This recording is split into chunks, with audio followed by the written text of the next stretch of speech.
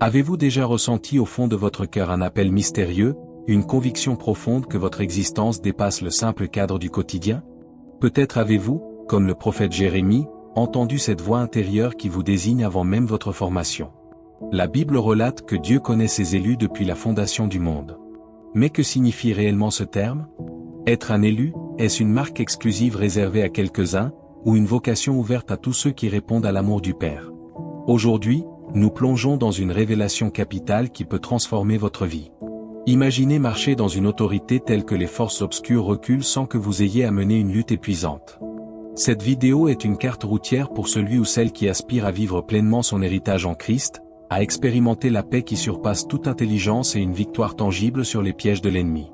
Si votre âme soupire après cette réalité, vous êtes au bon endroit.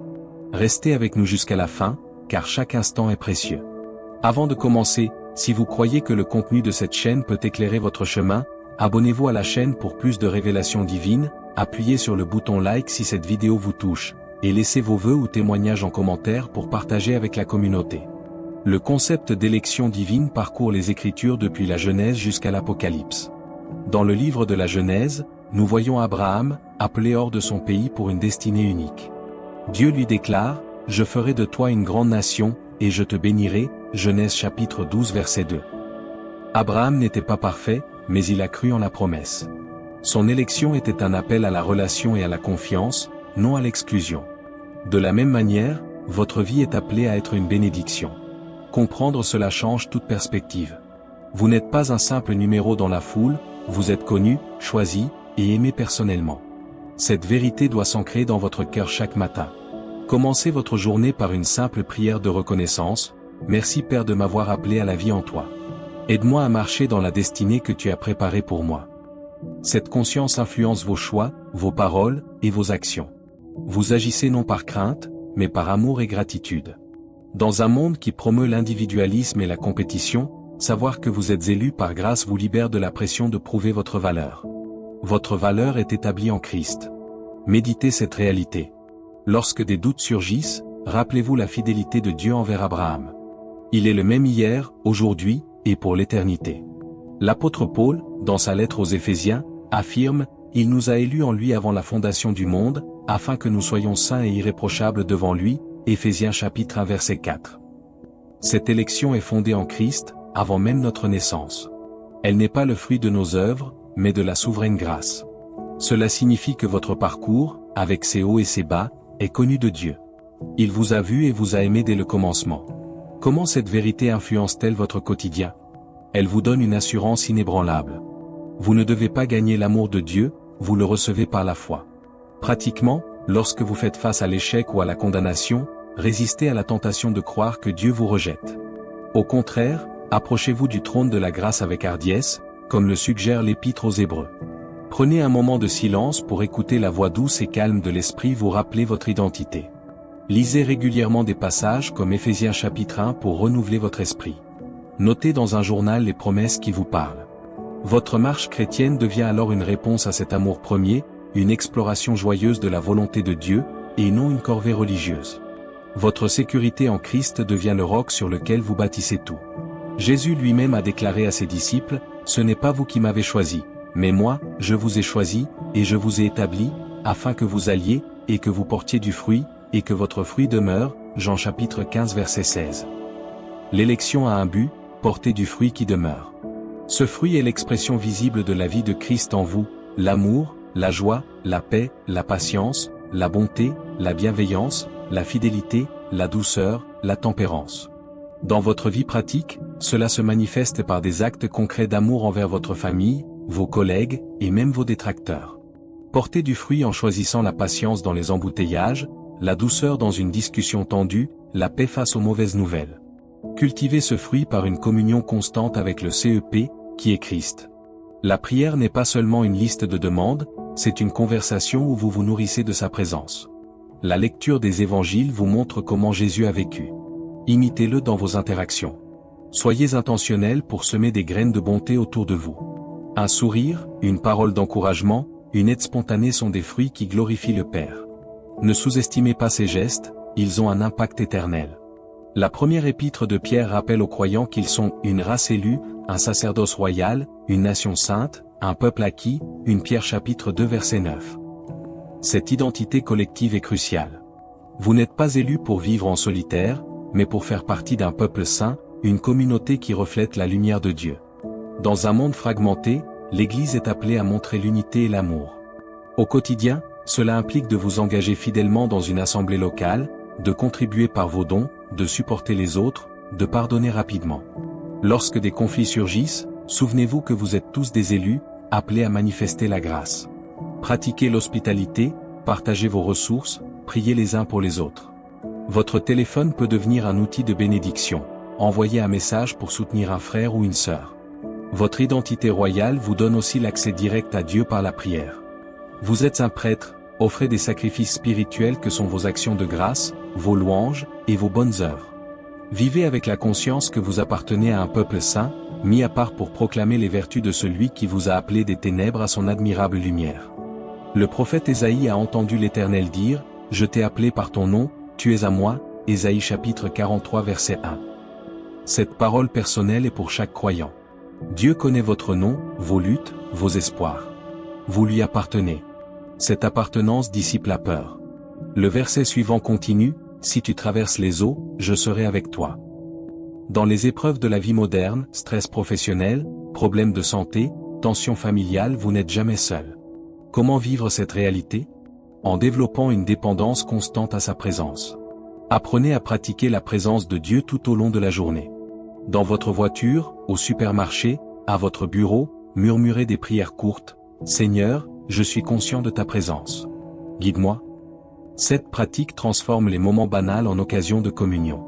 Quand l'anxiété monte, arrêtez-vous et déclarez à voix basse, « Je suis à toi, Seigneur. » Ces eaux ne m'engloutiront pas. Cette assurance vient de la méditation de sa parole. Mémorisez des versets comme Ésaïe chapitre 43 versets 1 à 3. Inscrivez-les sur des cartes que vous placez en évidence. Votre appartenance à Dieu est votre forteresse. Aucune accusation de l'ennemi ne peut la renverser. Vivez donc en liberté, sachant que celui qui vous a appelé est fidèle. L'apôtre Paul, dans son épître aux Romains, aborde profondément le thème de l'élection, car ceux qu'il a connus d'avance, il les a aussi prédestinés à être semblables à l'image de son Fils. Romains chapitre 8 verset 29. Le but ultime de votre élection est de vous conformer à l'image de Christ. C'est un processus de transformation qui dure toute la vie. Pratiquement, cela demande votre coopération avec le Saint-Esprit. Chaque jour, présentez-vous à Dieu comme un instrument de justice. Lorsque vous lisez la Bible, demandez, « Seigneur, que veux-tu changer en moi aujourd'hui ?» Soyez attentifs aux convictions de l'Esprit. Peut-être devrez-vous abandonner une habitude, pardonner une offense, ou exercer un don. La transformation passe souvent par les relations.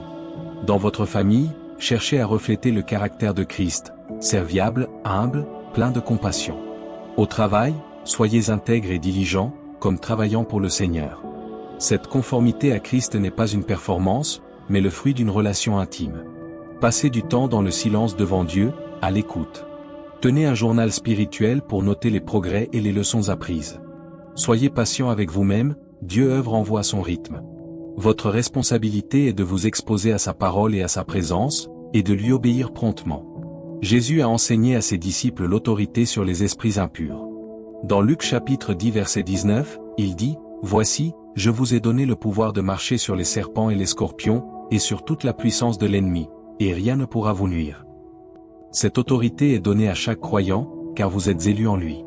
Vaincre les démons facilement ne signifie pas qu'il n'y a pas de combat, mais que la bataille a été remportée par la croix. Votre position est de victoire. Au quotidien, comment exercer cette autorité? D'abord, en gardant votre cœur pur et votre conscience claire par la repentance régulière.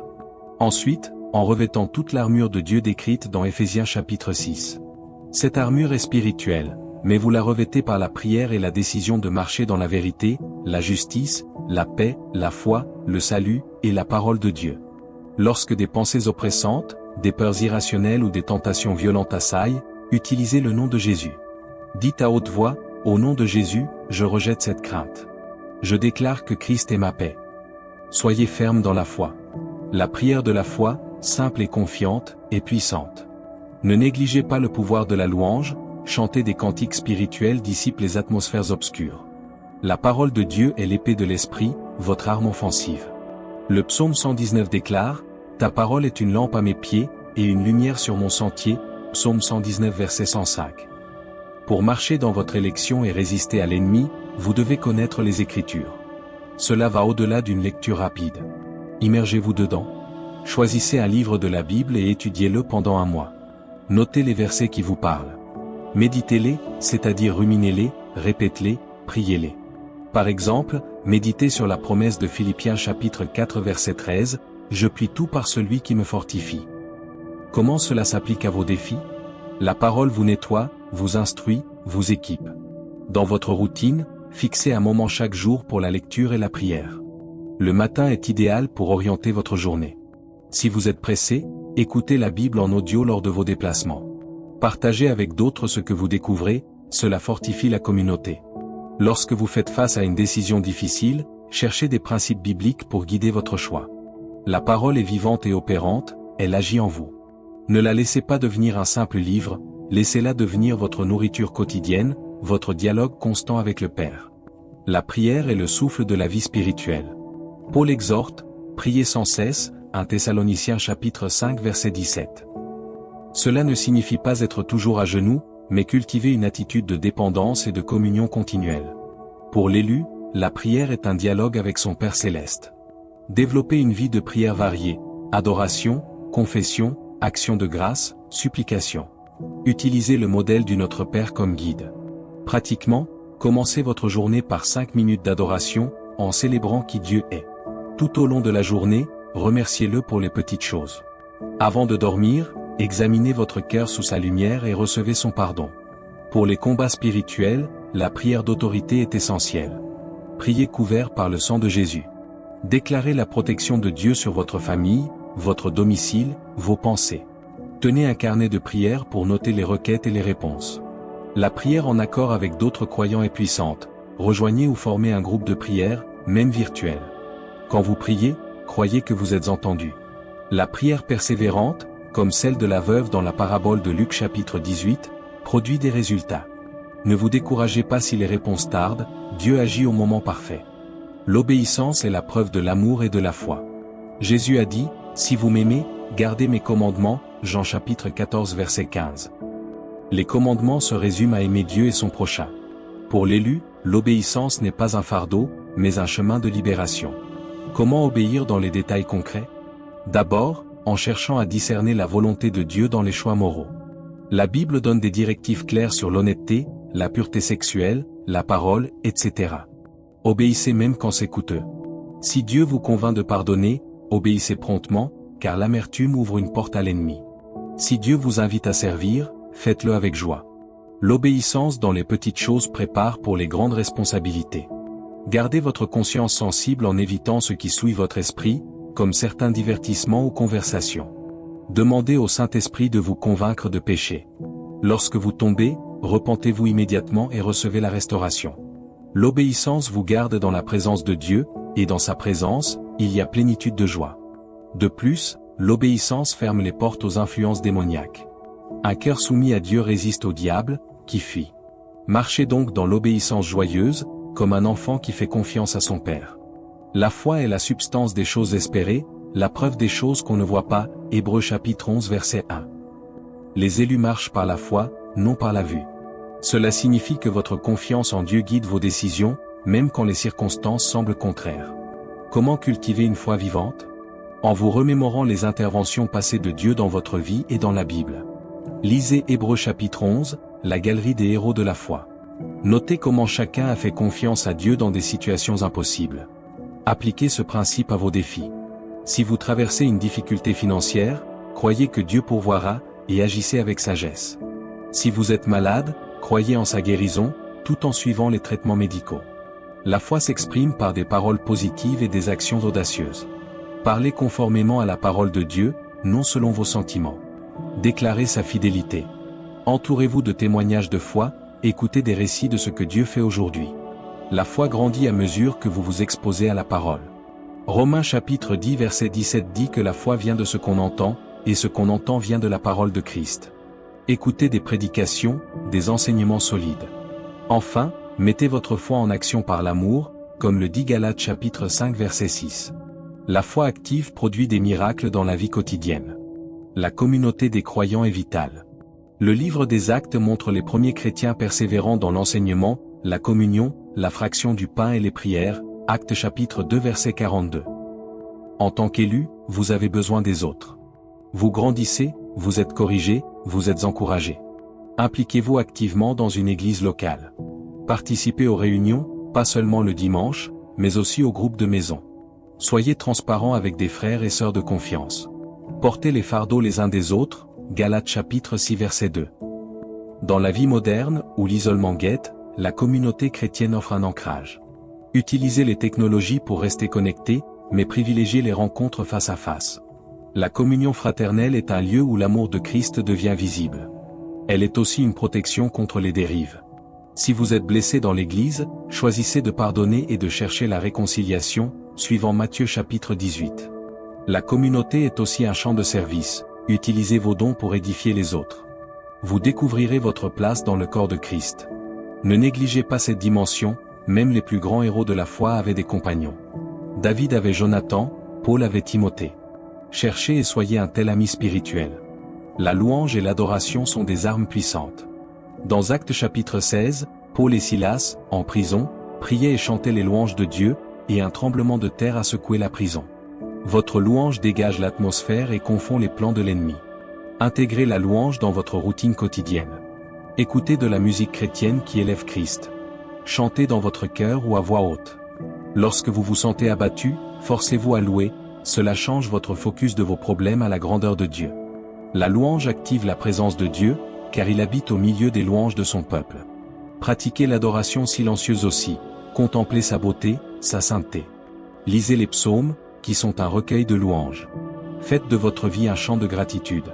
Remerciez Dieu pour tout, même dans les épreuves, sachant qu'il œuvre pour votre bien. La louange collective, à l'Église, est particulièrement forte. Lorsque vous vous réunissez, engagez-vous pleinement, sans vous soucier du regard des autres. La louange vous aligne sur la réalité du ciel et vous rappelle que Dieu est sur le trône, maître de toutes choses. Le Saint-Esprit est votre conseiller, votre consolateur, votre guide. Jésus a promis, le consolateur, l'Esprit Saint, que le Père enverra en mon nom, vous enseignera toutes choses, et vous rappellera tout ce que je vous ai dit, Jean chapitre 14 verset 26. En tant qu'élu, vous avez reçu cet esprit. Apprenez à être sensible à sa voix. Il parle souvent par une conviction intérieure, une paix ou une absence de paix, par les Écritures, par les circonstances, et par les autres croyants. Pour discerner sa voix, purifiez vos motivations et cherchez à connaître sa volonté.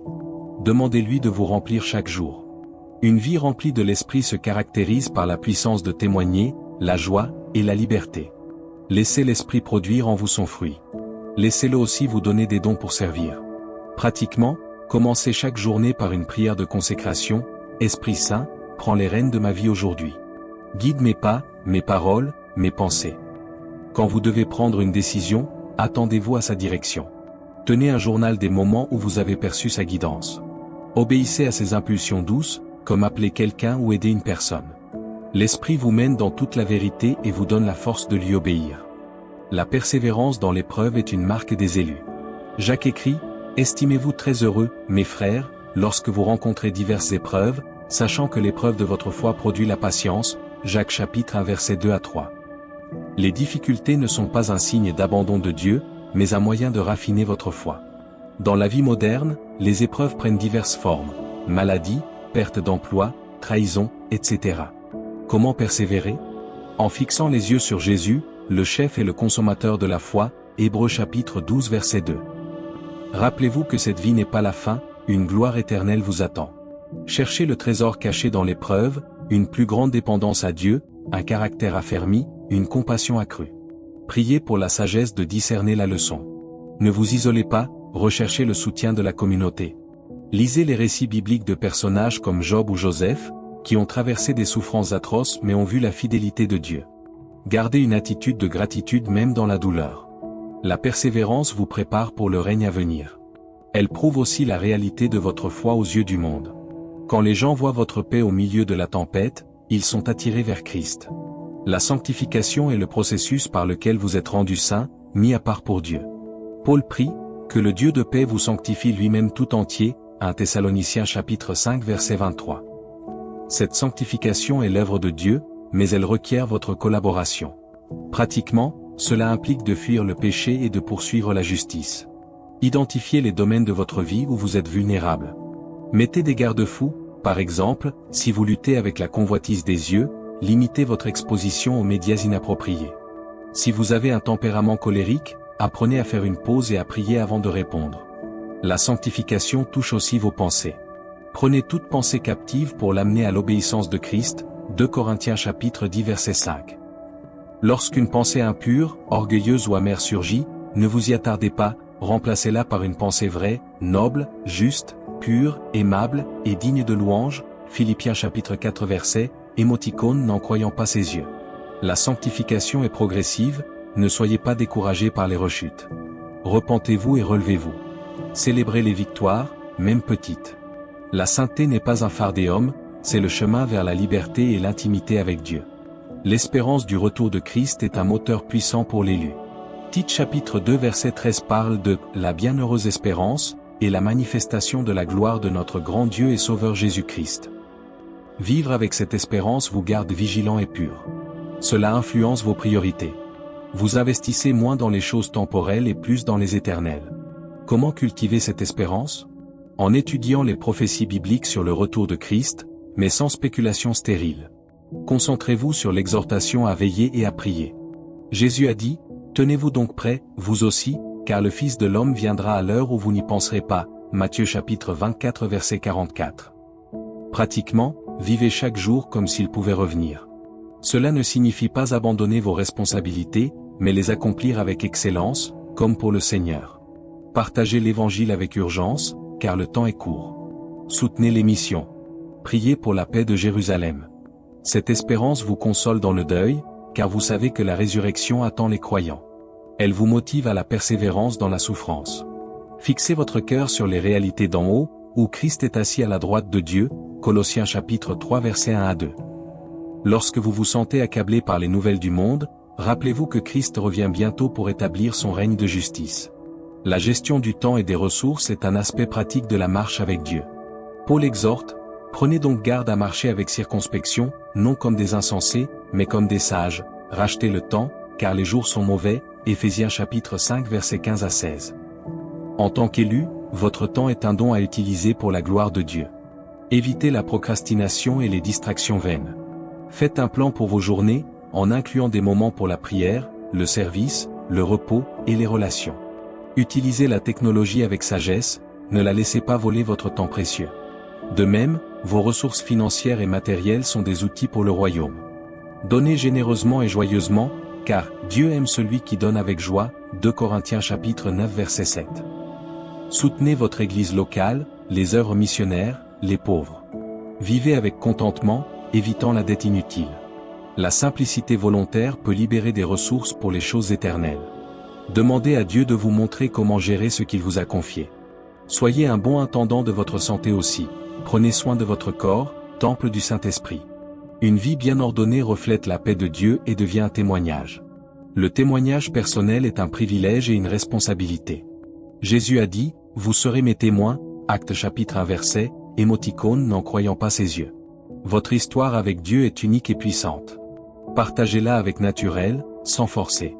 Pratiquement, soyez prêt à répondre avec douceur et respect à quiconque vous demande raison de l'espérance qui est en vous, 1 Pierre chapitre 3 verset 15.